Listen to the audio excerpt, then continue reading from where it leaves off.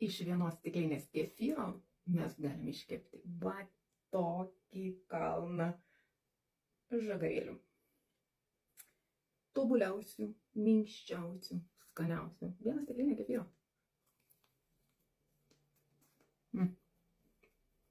Va toks.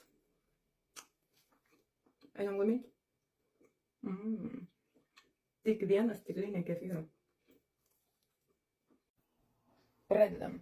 Vienas kiaušinis. Pusė stiklinė cukraus. Žiupsnelis druskytės. Išmakaluojam.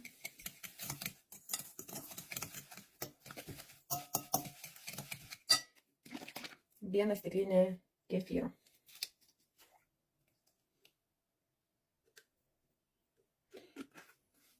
Aš kadangi turiu dar tokios šaukšto varškės, tai ir sudedu dar ir tą varškę. Nors iš tikrųjų jos čia nereikia. Čia aš jau improvizuoju. Viską išmakaluojam. Aš varškės netrinu su blenderiu, nes man patinka, kada žagarėliuose yra varškės grūdeliai. Bet čia pagal skonį. Jeigu jūs nemėgstat, tai jūs sutrinkit, o jeigu nenorit, iš vis galit net nedėti.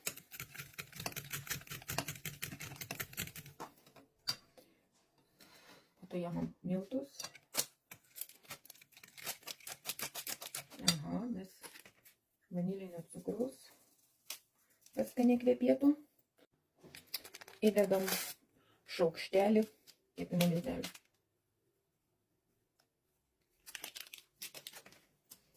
Ir makaluojam.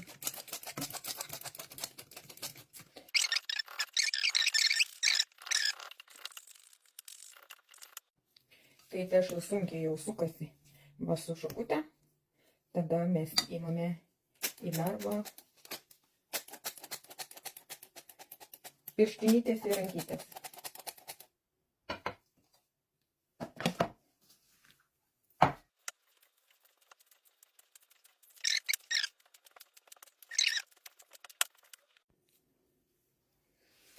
Dėdam tešlytę ant stalo.